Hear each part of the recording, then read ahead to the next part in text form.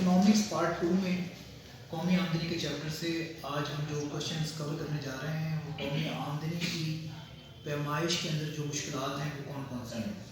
آج ہم پھر اس کو ون بائی ون دیکھیں گے. قومی آمدنی کی پیمائش سے کیا مراد ہے؟ سب سے پہلے آپ یہ دیکھیں کہ آپ کسی بھی بزنس سے وابستہ ہوں، کوئی بھی جاب کر رہے ہوں، اگر آپ کو اپنی صحیح انکم کا اندازہ نہیں ہو پاتا تو بیسیکلی آپ جو ہے وہ اپنی فائنانس کو لے کے لانگ ٹرم پلاننگ نہیں کر سکتے. مثال کے طور پر آپ اگر کسی شاپ سے وابستہ ہیں اور پورے دن کی آمدنی آپ کی جو ہے وہ 1000 ہے اور 1000 جو ہے نا وہ آمدنی میں آپ کیا کرتے ہیں کہ اس میں سے ٹیکس کو جو ہے وہ منع نہیں کرتے اور جو ایکسپینسز ہیں اس کو نہیں نکالتے، تو بیسیکلی آپ کے پاس ایکچوئل انکم نہیں آتی. اسی طرح پاکستان کی قومی آمدنی کی پیمائش میں جو مشکلات ہیں، اس کی جو وجوہات ہیں، اس میں سب سے پہلی وجہ کیا ہے کہ اعداد و شمار کی درست فراہمی نہ کا نام. آپ یہ دیکھیں کہ جب تک آپ کے پاس مکمل اعداد و شمار نہیں آتے آپ قومی آمدنی کو میئر نہیں کر سکتے. مثال کے طور پر آپ کے پاس ایگریکلچر سے کتنی آمدنی آ رہی ہے، آپ کے پاس انڈسٹری سے کتنی آمدنی آ رہی ہے، آپ کے پاس سے جو ہے وہ دوسرے جو شعبہ جات ہیں وہاں سے کتنی آمدنی آ رہی ہے. جب تک اس کے اعداد و شمار آپ کے پاس صحیح نہیں آئیں گے آپ قومی آمدنی کو صحیح طریقے سے میئر نہیں کر سکتے. اس کی دوسری وجہ کیا ہے کہ وہ جو عملہ جو یہ اعداد و شمار اکٹھا کرتا ہے اس کا تعلیم یافتہ ہونا، اسکل ہونا، تربیت یافتہ ہونا بہت ضروری ہے.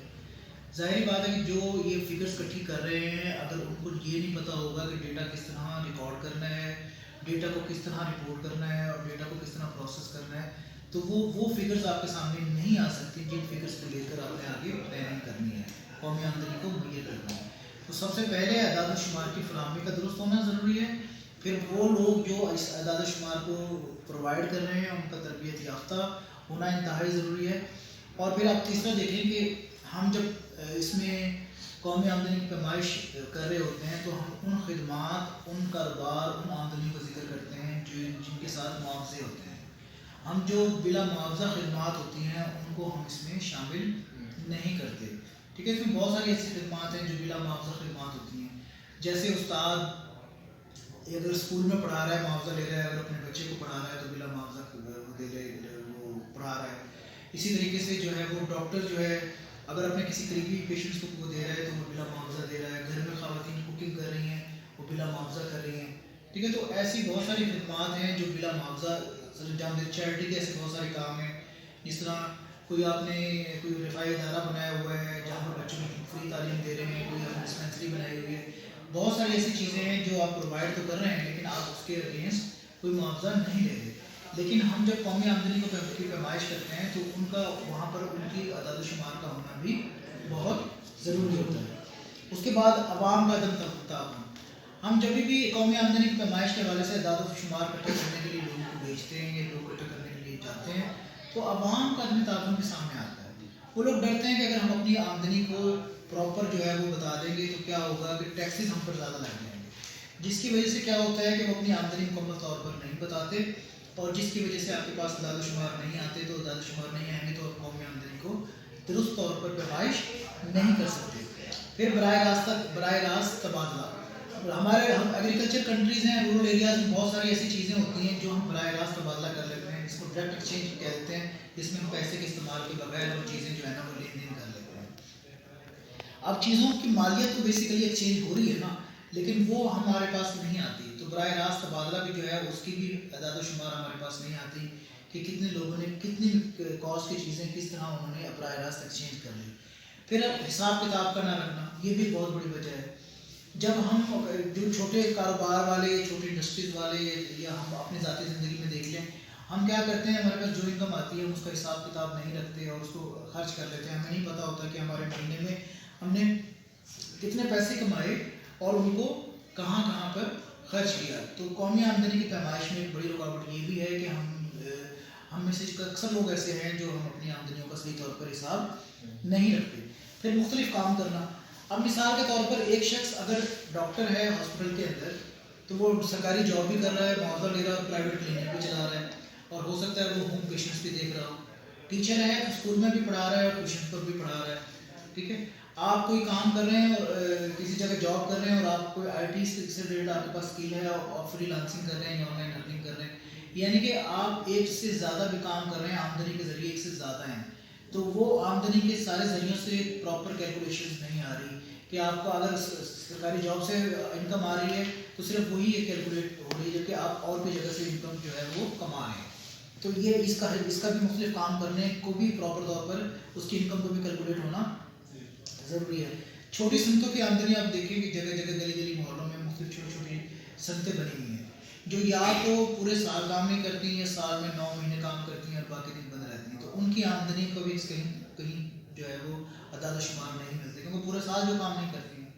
تو یہ بھی ایک بڑی وجہ، مثال کے طور پر اڈے ورک کا کام ہو رہا ہوتا ہے، کوئی کپڑا بنانے میں چھوٹی چھوٹی انڈسٹریز لگی ہوئی ہوتی ہیں. اگر آپ یہ مخدوم چلے جائیں تو وہاں پر آپ دیکھیں گھروں کے اندر یہ گلی گلی محلوں کے اندر چھوٹی چھوٹی یہ انہوں نے کپڑے کی صنعتیں بنائی ہوئی ہیں.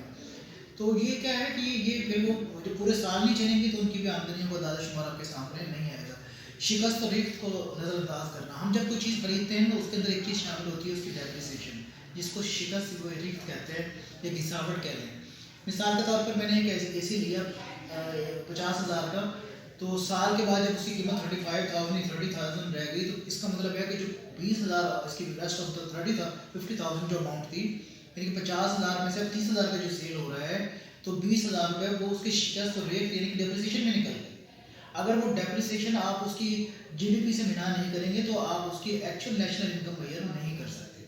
سمجھا کہ یہ نان کیش آئٹمز ہوتے ہیں جس میں ڈیپریسیشن اور ڈیفرڈ ٹیکسز وغیرہ جو ہوتے ہیں یہ ان کا بھی اس کے اندر ان کے اندر سے نکلنا بہت ضروری ہوتا ہے. پھر سماجی برائیاں آپ یہ دیکھیں کہ کم تولنا، اسمگلنگ کرنا، ملاوٹ کرنا، یہ ایسی سماجی برائیاں ہیں جن سے جو ہے وہ جو اعداد و شمار پر بہت زیادہ اثر انجام دیتی ہیں. مثال کے طور پر ہمارے ملک میں چینی کی اچھی پیداوار ہوئی، اگر وہ ملک کے اندر سیل ہوتی تو ملک کے اندر ہی اس کی آمدنی کا پتہ چلتا، لیکن اگر وہ اسمگلنگ کے ذریعے کسی اور ممالک کے اندر جا رہی ہے، وہ انڈیویجلی تو پیسہ کما رہا ہے بلیک منی کر کے، لیکن وہ وائٹ منی یعنی کہ ٹیکسز کر کے اور ملک کے اندر نہیں وہ آ رہی.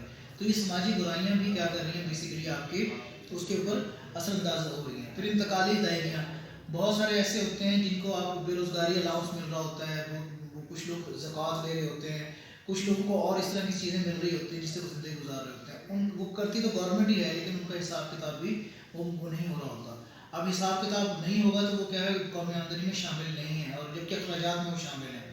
تو یہ بھی ایک بڑی وجہ ہوتی ہے کہ ہم اپنی قومی آمدنی کو صحیح طور پر مہیا نہیں کر سکتے. اگر ہم قومی آمدنی کے اندر سے اس سے ریلیٹڈ جتنے بھی ایکسپینسز کو نہیں نکالیں گے، ٹیکسز کو نہیں نکالیں گے، انٹرسٹ کو نہیں نکالیں گے اور جو بھی چیز سے ریلیٹڈ ہے جو نکلنے والی نہیں نکالیں گے تو ہم ایکچوئل طور پر نیشنل انکم نہیں وہ جو ہے وہ حاصل کر سکتے.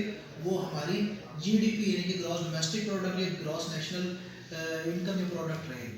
ٹھیک ہے، تو اگر آپ قومی آمدنی کی صحیح پیمائش کرنی ہے تو ان کے سامنے آنے والی مشکلات کو ہمیں دور کرنا پڑے گا. اعداد و شمار کا، فیکٹس اینڈ فگرس کا، لوگوں کے تعاون کا، تمام چیزوں سے جہاں سے آمدنی آ رہی ہے ان سب کو کیلکولیٹ کرنا بہت ضروری ہے. تو آج کے لیکچر میں ہم نے یہ دیکھا کہ ہم کیسے قومی آمدنی کی پیمائش کرتے وقت کن چیزوں کو اگر ہم سامنے رکھیں اور ان کو دور کر دیں تو ہم صحیح طور پر قومی آمدنی کی پیمائش کر سکتے ہیں.